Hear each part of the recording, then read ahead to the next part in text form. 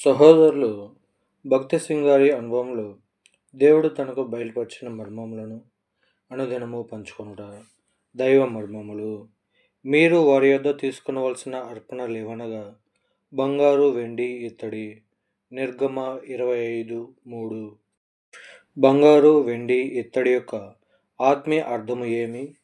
బంగారు దైవ స్వభావమును గూర్చి మాట్లాడును. మనకందరికీ దైవిక జ్ఞానము, తెలివి, బలము అవసరము. వీటన్నిటిని దేవుడు తన కుమారునిలో సిద్ధపరచెను. 1 కొరింథీ 1:31. యేసుక్రీస్తు ప్రభు యొక్క దైవిక ఏర్పాటును అనుసరించి మనము కార్యములను జరిగించినప్పుడు ఆయన మందిరము కొరకైన బంగారమును సిద్ధపరచువారముగా నుందుము. వెండి విమోచనను గూర్చి మాట్లాడును.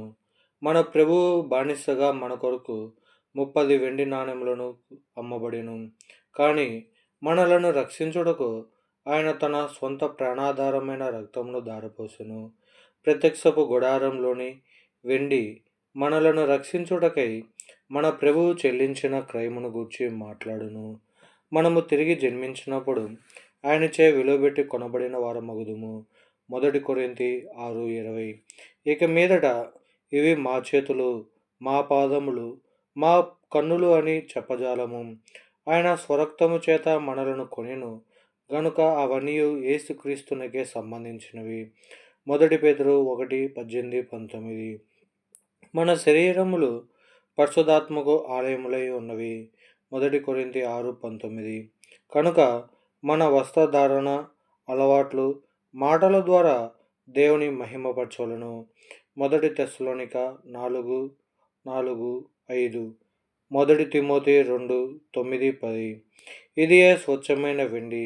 మనము ప్రభు చేత కొనబడిన సొత్తు గనుక మునుపు ధరించిన రీతిని వస్త్రములను ధరించలేము. లోక సంబంధమైన సంగతుల కొరకు మన ద్రవ్యమును వ్యర్థపరచలేము. ప్రభు చేత విమోచింపబడిన వారముగా ప్రభు మహిమార్థమే మనము జీవించవలను. ఇత్తడి తీర్పును గూర్చి మాట్లాడును. అరణ్యంలోని ఇత్తడి సర్పమును గూర్చి మన ప్రభువు నికోదేముతో చెప్పెను. యోహాను 3:14, సంఖ్యాకాండము 21:9. ఇశ్రాయేలీయులు అరణ్యంలో సనుగుట వలన వారిని శిక్షించుటకై తాపకరమైన సర్పములు పంపబడెను. వారు పశ్చాత్తాప పడినప్పుడు ఇత్తడి సర్పము నొకదానిని చేయుమని దేవుడు మోషేతో చెప్పెను. ఇత్తడి సర్పమును నిదానించి చూచిన వారందరూ బ్రతికిరి. సంఖ్యాకాండం 21:5-9.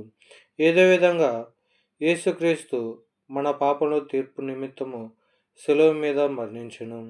ఎందరు ఆయన యందు విశ్వాసం ఉంచెదరో వారందరూ నిత్య తీర్పు నుండి తప్పించబడెదరు.